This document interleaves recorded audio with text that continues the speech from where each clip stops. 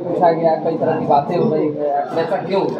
देखिए, मैं बताता हूँ, राहुल गांधी को मैं राजनीतिज्ञ मानता ही नहीं, क्योंकि अभी इतने उम्र बीत जाने के बाद भी वो युवा ही कहते हैं, युवा नेता। तो अगर 55 साल में लोग युवा नेता रहते हों तो फिर युवाओं का क्या होगा? तो ये लोग युवाओं का रोजगार छीनने वाले लोग हैं, जो कि बुढ़ापे में भी अपने आप को युवा कहते हैं। तो पूरे देश का युवा इस बात से चिंतित है कि जब राहुल गांधी अभी तक युवा बन के नेतागिरी करेंगे तो हम युवाओं का क्या होगा? ये समस्या एक बहुत बड़ी आने वाली है। इसीलिए वो जात पात की बात तो अलग है, पहले तो युवाओं का हक छीनने वाला नेता इस देश में नहीं चलेगा। जातीय आधारित गणना पूरे देश में कराने की बात कर रहे हैं, सदन में लेके। भाई, इसमें हमें ये समझ में नहीं आ रहा है कि जातीय जनगणना में लोगों को दिक्कत क्या है? क्यों इस पर सवाल हम कर रहे हैं? ये सब तो बहुत छिछलापन है, छोटी राजनीति है।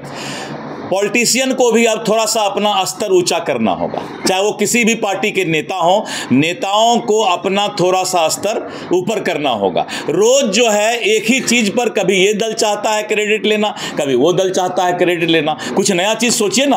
अभी तक वहीं पर क्यों है, जब सारा पार्टी ने क्लियर कर दिया कि हम लोग सब चाहते हैं जातीय गणना हो, और यही तो नारा है, स्लोगन है मोदी जी का, सबका साथ सबका विकास। यानी जितने जो लोग हैं उनको उतना हिस्सेदारी मिलके वो विकास हो। तो एक बार क्या सभी राजनीतिज्ञ, चाहे वो बीजेपी भी हो और चाहे वो विपक्ष के जो लोग हैं, सबको मैं एक ही सलाह देता हूं कि एक ही नारा, एक ही मुद्दा कितना दिन जनता के बाद उठाइएगा?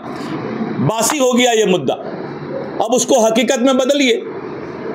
कौन जाति गणना के विरोध में कौन नेता है? एक चेहरा बताइए, एक नाम बताइए। नहीं, मैं कर रहा हूं, मेरे समय में हुआ। ये सब राजनीति का घटिया स्तर है, जिससे मैं अनुरोध करता हूं सभी राजनीतिक दल के नेताओं से कि इन सब के अलावा देश का जो ज्वलंत मुद्दा हो, कुछ भी दूसरा मुद्दा उठाइए। जेडीयू के सांसद हैं देवेश चंद्र ठाकुर कह रहे हैं कि लोकसभा चुनाव के दौरान ना तो बीजेपी ने सहयोग किया, ना तो हमारी पार्टी ने, लालू यादव ने सहयोग किया।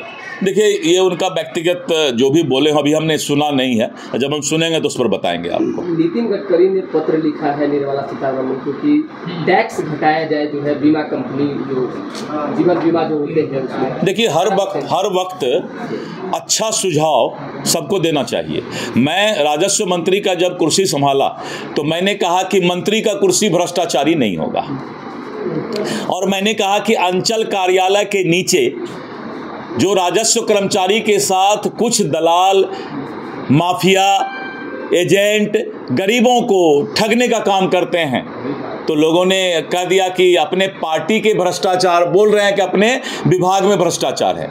विभाग की भ्रष्टाचार की बात नहीं है, बात यह है कि अगर कहीं भी गलत हो रहा है, कहीं भी अच्छा सुझाव है, तो सभी राजनीतिक दल को सुझाव देना चाहिए, क्योंकि सुझाव कोई निगेटिव नहीं होता है, सकारात्मक होता है। भाजपा के लिए प्रशांत किशोर चुनौती बन सकते हैं क्या? आपको अभी देखिए, मैं बताता हूँ, संख्या के आधार पे जो है लोगों को, मैं बता रहा हूँ, कौन किसका चुनौती बनेगा ये तो समय बताएगा। इस पर आप और हम भविष्यवाणी अभी कैसे कर सकते हैं?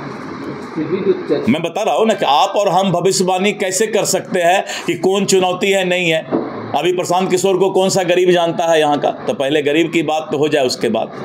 राजद कह रही है कि जन सुराज जो भाजपा की भी पार्टी। चलिए ना, अभी उस सब पर भविष्यवाणी पर नहीं पड़ना है। अभी पत्रकार बंधु लोग को भी यही सोचना है कि ज्यादा भविष्यवाणी हम लोग नहीं करेंगे, ठीक ना? एकदम, हाँ, एकदम मिला जुला करके कोई भविष्यवाणी नहीं।